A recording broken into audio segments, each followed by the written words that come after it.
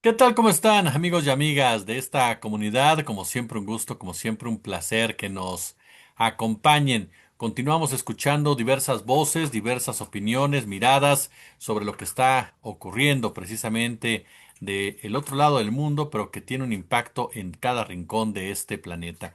Esta guerra, este ataque lanzado por Estados Unidos e Israel en contra de Irán y cómo ha venido generándose las distintas reacciones y qué tanto se ha venido escalando al respecto.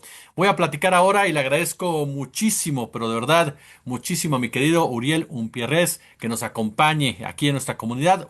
Ariel, como usted sabe, Ariel ya le cambié el nombre. Ariel Umpierrez, por supuesto, Ariel, que como usted sabe está en su canal de YouTube, Geopolítica Ariel Umpierrez, es analista en geopolítica, mi querido amigo Ariel, que se encuentra aquí con nosotros. Ariel, bienvenido, gracias por acompañarnos. Jesús, un placer como siempre acompañarte, siempre a tu disposición y desde ya, para empezar, un fuerte abrazo al querido pueblo mexicano, principalmente. Pero sé que tú llegas a todas partes. Gracias, querido amigo. Oye, Ariel, a ver, ¿en qué momento nos encontramos de esta confrontación? ¿Cómo vamos entendiendo lo que estamos viendo en este instante por parte tanto de Estados Unidos, de Donald Trump, de Netanyahu, como la reacción por parte de Irán? Mira, entiendo perfectamente tu pregunta y la voy a responder, pero voy a ir de lo importante a lo circunstancial. Yo creo que mira, fíjate, creo que el 28 de febrero, el sábado pasado, los iraníes, pero sobre todo los israelíes, los judíos de Israel, le han puesto el broche definitivo, el último clavo al ataúd del imperialismo estadounidense. Porque a partir de ese momento se terminó de demostrar, quedó a todas luces demostrado, que todo ese mito que rodeaba y que rodea aún en parte al imperialismo estadounidense, era mucho, principalmente más que otra cosa, mito, mucho humo. Y doy a dos elementos me llamo para este análisis. Uno es su poder naval.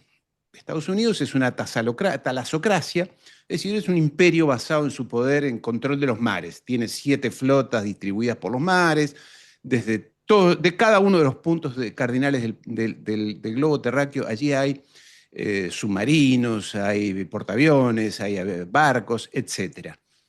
Bueno, resultó ser que ese poder tan enorme, tan descomunal, mira, le han bombardeado todas sus bases allí en el Golfo Pérsico. Los portaaviones que tiene, uno de ellos los tiene llenos de mierda porque los inodoros se le han desbordado y tuvo que ir a Creta a hacer trabajo de plomería. Y ese poder de barcos, sobre todo de portaaviones, están lejos de esta zona de combate, que es Irán. Y el otro punto de respaldo que tiene, que es la isla Martín García, perdón, Martín García es aquí nomás. ¿Cómo? Bueno, ahora me confundí con el nombre, pero es una isla que está allí en el Pacífico que pertenece al Imperio Británico, está a 4.000 kilómetros de Irán. 4.000 kilómetros, es una enormidad. Y en este caso, los iraníes le han destruido todas sus bases, todos sus puertos, todos sus aeropuertos, toda su estructura del Golfo Pérsico. Y los chicos de Yemen, los de Ansalará, los hutíes, como mal se los llama, los corrieron a pedradas prácticamente de allí, el ingreso al Mar Rojo hace 3 meses atrás, a sus propios portaaviones. O sea que ya ese poder que era aplastante, que era magnífico, que era extraordinario, que era el poder naval de los Estados Unidos, parece que ya no es tal. Parece que ya no es tal. Es más, ahora te están viendo cómo van a hacer para tirarle misiles a Irán y a otros puntos de la región desde miles de kilómetros. Lo segundo es que finalmente Estados Unidos no puede garantizar la seguridad de sus vasallos. Durante estos últimos 70 años les dijo allí a las monarquías del Golfo, a Arabia Saudita, además, a Europa, a Corea, a Japón, a Australia, a Taiwán, no se preocupen, yo les garantizo la seguridad. Ustedes sean vasallos míos, hagan lo que yo digo, contribuyan a mi expansión y yo les garantizo la seguridad.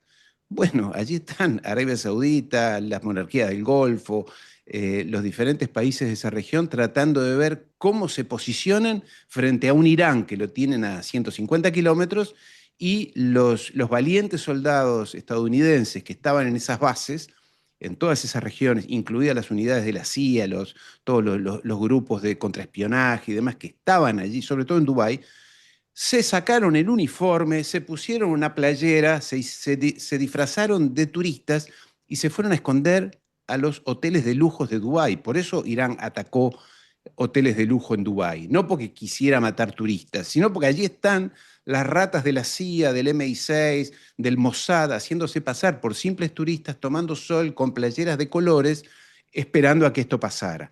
Entonces, ya no tienen o no demuestran tener aquel poder. Por supuesto que siguen siendo poderosos, Jesús, no estoy poniendo todo en relatividad y en una perspectiva histórica. Ya no van a dominar los mares como dicen que dominaban. Yo no sé qué pensarán los taiwaneses ahora, haciendo una comparación con lo que pueden ser las monarquías del Golfo. Taiwán, que tiene a China enorme potencia, ya no es Irán, es una enorme potencia a 150 kilómetros, cruzando el estrecho de Taiwán. ¿Quién nos va a defender a nosotros? Te diría lo mismo pensarán los coreanos del sur, y me animaría a decir Japón. Estamos a 10.000 kilómetros de los Estados Unidos. Está bien, está Guam, allí esa isla en el medio, pero ¿quién nos va a garantizar seguridad y protección frente a lo que decía sabiamente Napoleón Bonaparte? Lo que manda es la geografía. En la vida todo cambia, lo que no cambia es la geografía. Si sos Taiwán y vivís a 150 kilómetros de China, que es una gran potencia, mejor que no te pelees con China. Y hago la comparación con México. Lamentablemente a ustedes les tocó estar pegados a esos monstruos. Yo vivo en Uruguay, bueno, desde Uruguay puedo decir muchas cosas, total, estamos lejos y en fin, pero ustedes están al lado. La geografía manda. Y en este caso, el poder naval y el poder de protección de los Estados Unidos parece que ha saltado por los aires. Hoy lo escuchábamos ayer al secretario de Guerra de los Estados Unidos diciendo vamos a mandar tropas y vamos a matar a todo el mundo, una cosa totalmente nefasta, típico de estos evangélicos extremistas que se creen los dueños del mundo y los salvadores y hacemos lo que vamos a matar a todo el mundo, una cosa totalmente necrofílica o necrófila, ¿no? Muerte, matar, masacre, del único que hablan. Y sin embargo uno dice, bueno, empieza a analizar y a hablar con personas que saben de temas militares y dice, hoy no podríamos movilizar ni la mitad de las tropas que movilizó aquella coalición contra Saddam Hussein hace 20 años. Y además no tendríamos, dijo uno que hoy lo escuché, que dijo, no tendríamos dónde desembarcar a las tropas. ¿Dónde las desembarcamos? En el Mar Rojo no podemos, en el Golfo Pérsico no podemos. Tendríamos que pensar en la India, quizás están pensando en usar puertos de la India, pero está muy lejos y además en el medio está Pakistán. En fin, y lo tercero que alimenta esta decrepitud, esta sensación de abandono y de decrepitud del gran imperio estadounidense es lo que le hicieron hace ya 3, 4 años a Rusia. Le robaron 300.000 millones de dólares. 300.000 millones de dólares le robaron a Rusia. Es decir, que ya no son capaces ni de garantizar tu seguridad física, ni de protegerte, ni de dominar los mares, son una talasocracia, y tampoco te garantizan que te van a proteger los ahorros o lo robado por estas monarquías y los poderosos del mundo. Entonces, ¿qué nos da Estados Unidos ahora? Mucha gente se está preguntando esto ahora en diferentes puntos y yo creo que esto va a pasar, va a decantar con las semanas. ¿Qué nos brinda Estados Unidos? ¿Qué nos brinda? Las monarquías del Golfo yo creo que van a tener que arreglar rápidamente con Irán, porque lo que no quieren es que entre los hutíes de Yemen y las milicias chiitas de Irak y la propia Irán los terminen estrangulando, que yo creo que es lo que va a pasar. Y con esto concluyo, querido Jesús, para seguir en este diálogo. Lo que vuelve a ocurrir es que ahora empiezan a haber potencias regionales que se van a convertir en los putos jefes de su región. Rusia en Europa, bueno, la OTAN y Macron y los alemanes y todo esto son de pacotilla, dan vergüenza ajena. Ahí el que manda es Rusia. Y Rusia tendrá que mandar, ponerse los pantalones largos, hacer lo que hace 200 años que no hace. Estoy hablando de la época de Catalina la Grande, de Pedro el Grande, que querían ser europeos, que querían ser recibidos en las cortes europeas. Los europeos nunca los quisieron, bueno, se terminó, no nos quieren, entonces habrá que mandar acá. Y en el Medio Oriente pasa lo mismo con Irán. tiene que ser el puto jefe de esa región. Eliminar definitivamente a ese ente político, no hablo de personas, ente político que es totalmente tóxico, que es el Estado de Israel, mal llamado Estado de Israel, eliminarlo, de que deje de existir como ente político, como entidad política. Insisto, no estoy hablando de matar personas ni nada de eso. Y en el caso de Asia, tendrá que China ponerse los pantalones largos y decir, acá mandamos nosotros. Después veremos si nos gusta, si eso es lindo, si eso es bueno, si es mejor o no. Y termino con esto. Y después le toca a México y a Brasil definir América Latina. Por eso, el mundo que viene es un mundo de grandes cambios. Yo creo que por eso digo, el 28 de febrero se le puso el último clavo al imperialismo estadounidense, que se basó en eso, en el mito, soy el más grande, el más potente, el más bruto, el más rudo, el más guapo, y puedo imponer mi orden al resto del mundo. Y todos, bueno, sí, que es muy potente. Y hoy ya demostraron que no, o están demostrando que no, Jesús, perdona. Oye, y en ese marco, mucho se ha utilizado aquí, se ha manejado mucho el término una guerra religiosa. Escuchamos a Lindsey Graham, escuchamos al propio Netanyahu. ¿Es la instrumentalización de la fe como tal? ¿Si ves que haya un tono religioso en en este conflicto o es puramente geopolítica que ya no la explicabas de manera magistral? No, no, no. Mira, yo soy Jesús, tú y yo nos conocemos, tú sabes que yo soy absolutamente ateo. Siempre fui ateo, no tengo formación religiosa de ningún tipo, pero soy muy respetuoso de las religiones. Para darte una idea, mi esposa es muy religiosa, yo tengo una virgen aquí que me acompaña porque ella dice que me tiene que proteger, ella va a misa, etcétera. O sea, vivo en un mundo real, no vivo en un mundo etéreo o alejado de la realidad. Pero parto de una base. Todas las ideologías políticas, el marxismo, el anarquismo, el neoliberalismo, todas las ideologías políticas tienen siempre, siempre un origen y una base religiosa. Las ideologías políticas no nacen en el aire, en la cabeza de alguien que brillan. En Carlos Marx, que se le ocurrió, Carlos Marx desarrolla toda su teoría política en base a la idea del mesianismo, que después Lenin la lleva al extremo con aquello de que tiene que haber una clase, una vanguardia revolucionaria, que es el proletariado, que tiene que destruir la estructura actual para construir una nueva. Todo eso son concepciones mesiánicas. ¿Y de dónde vienen? Que Marx era hijo y nieto de rabinos judíos, que vienen de una... ¿Y de qué región? De no cualquier región, de una región central donde había extremismos, fueron luchas muy importantes en el siglo XVIII, siglo XIX, siglo XVIII, con muchas tendencias de líderes mesiánicos entre las colectividades judías de Europa, Europa Central y Alemania, y en esas mesas comió y se educó a lo largo de su vida Carlos Marx, Federico Engels, también importante hombre de la colectividad judía de la región. Entonces, todas estas ideologías políticas tienen una base religiosa. Entonces, aquí vengo. Efectivamente, Lindsey Graham hoy dijo, ayer, esta es una guerra religiosa para los próximos 1000 años, milenarismo, ¿no? Esta cosa que tienen los evangélicos, los 1000 años, los milenarismos de que el diablo será encadenado por 1000 años, como dice el Antiguo Testamento, el Nuevo Testamento allí en el Apocalipsis. Todo esto se mezcla. Lo que pasa que en nuestras sociedades, aquí, sobre todo, no tanto en México, que tiene una base religiosa más activa e importante, pero sobre todo en Europa, también en América del Sur, ya no son sociedades más laicas, que ya no creen, no tienen una base religiosa. Creemos que todo es materialismo, economía, intereses económicos y punto. Estamos alejados de estas concepciones, digamos, de la mezcla de lo religioso con lo político, o la mezcla de lo religioso en la vida política cotidiana, y no le damos importancia. No es instrumentalización. Las personas poderosas del mundo, las verdaderamente poderosas del mundo, tienen en sí, en su conciencia, tienen muchísimo poder, muchísimo dinero, capacidades de todo tipo, pero se creen dotados, haber sido tocados por una varita mágica con una misión histórica.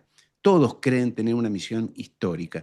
Y eso los une con esta concepción de mesianismo. Hay que cambiar el mundo lo vamos a hacer nosotros, van a pasar determinadas cosas que son catastróficas, horribles, guerras, epidemias, pero al final de esos tiempos vendrán los famosos 1000 años por eso se unen el judaísmo en realidad con los evangélicos, porque después de los 1000 años, después del encadenar al diablo, vendrán 1000 años de felicidad cuando venga el Mesías. Todo esto parece psicodélico. Yo sé que mucha gente dirá, este hombre fumó algo, tomó algo, pero se equivocan.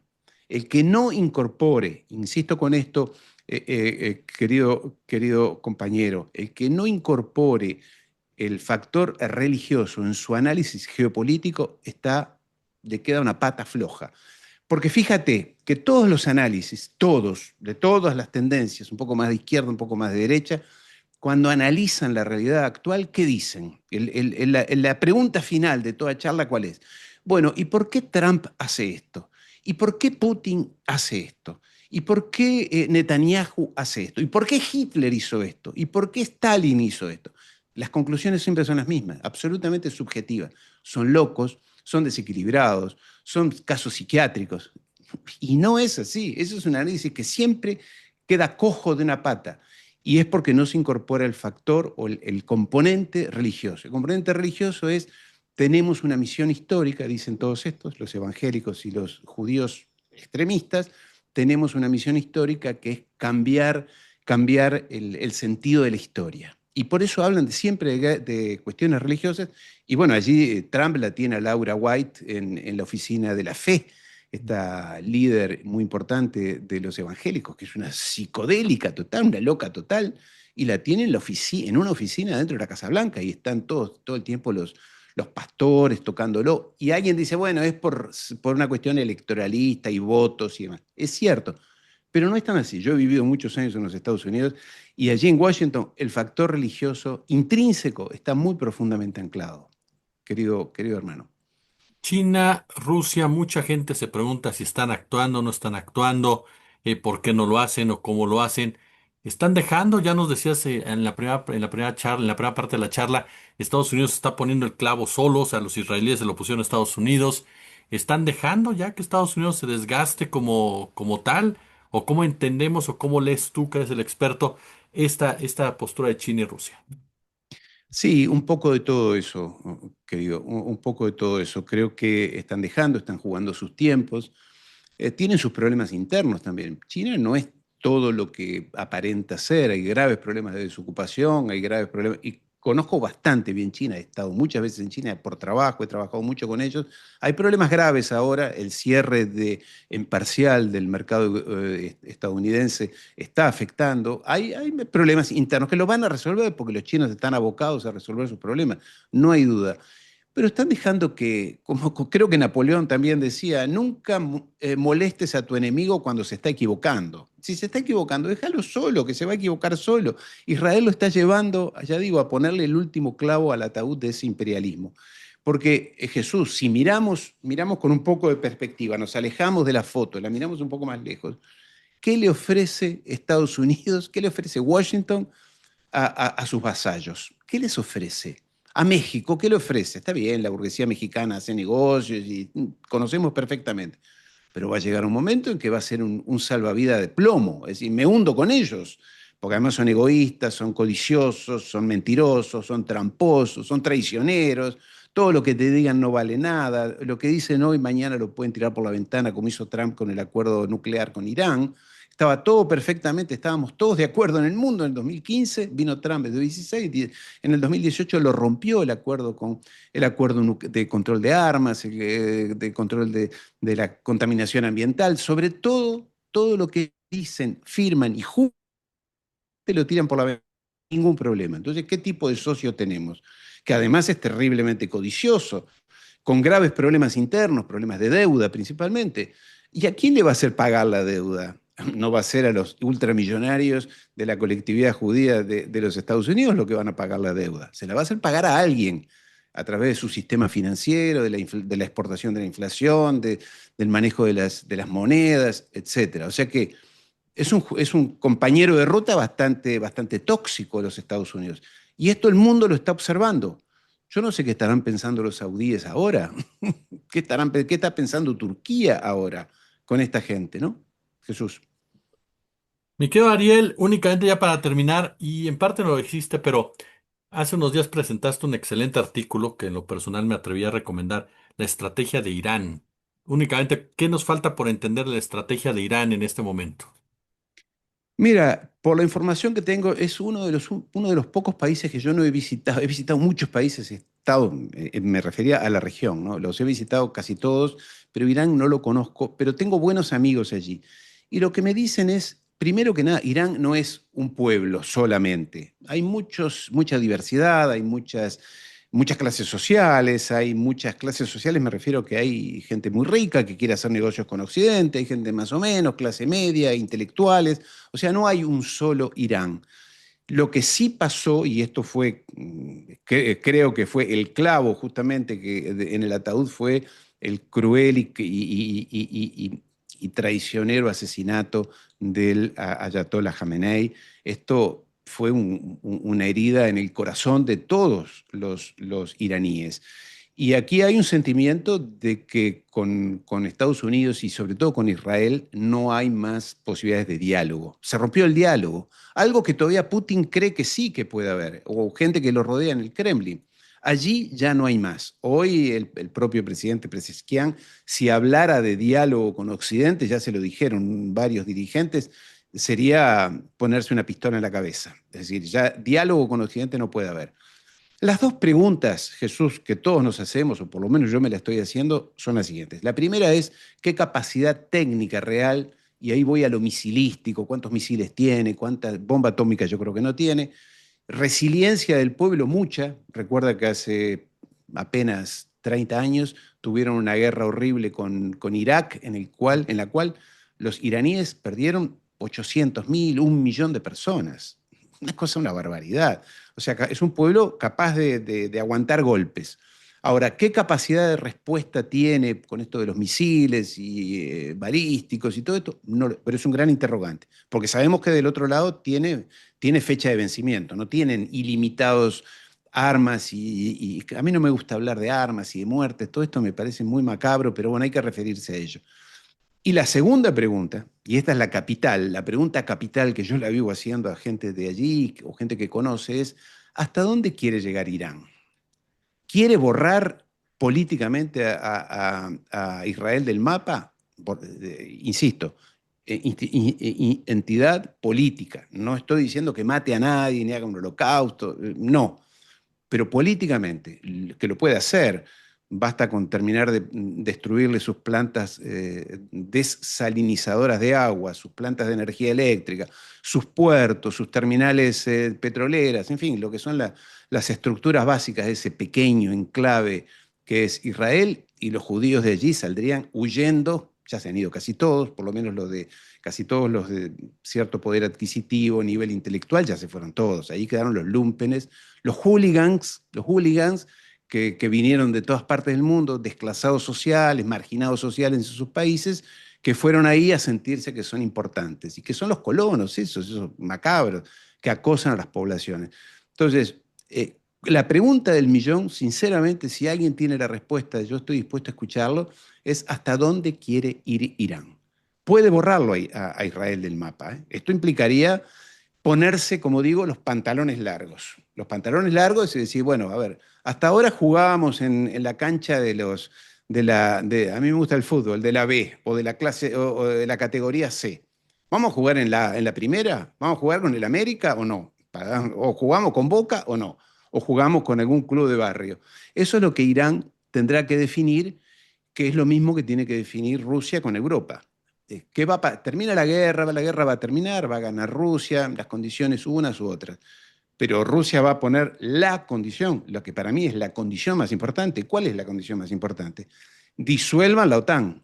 Hay que disolver la OTAN. No es que ustedes podrán darme seguridades en el futuro, porque todo lo que te firmen no valdrá nada, volverán a traicionarte nuevamente. Pero si sos el puto jefe, pones las condiciones. ¿Qué es lo que hizo Estados Unidos desde el 45 en adelante? Las condiciones son estas. La paz en Europa es así, en Medio Oriente es así, en Asia las cosas son así. Y mandaba a su gente, hablaba, redactaban constituciones, exigían, ponían a personas en los gobiernos. Esto es lo que hay que hacer. Rusia tiene definitivamente que ponerse en jefe de Europa, lo cual no quiere decir ni que la invada, porque no la necesita, obviamente, pero política y geopolíticamente.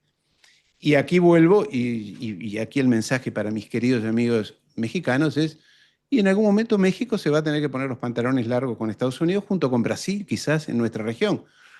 En fin, Mi querido Ariel Umpierrez, de verdad yo quiero agradecerte muchísimo, querido, esta masterclass que nos has ofrecido aquí en la comunidad y agradecértelo. Estamos en contacto, amigo. un abrazo muy grande, Jesús, y lamento no poder hablar de cosas más alegres y más alentadoras, pero yo creo que el mundo va para bien, va para cambios, porque estamos hartos del supremacismo anglo-judío, sionista, que son los más fuertes, los mejores, y que siempre les tenemos que rendir pleitesías, trabajar para ellos, dejar que nos aplasten y encima decirles gracias. Se terminó ese mundo. Y ya, para mandarte un abrazo final a ti, a todo el pueblo mexicano y sobre todo un Viva Palestina Libre.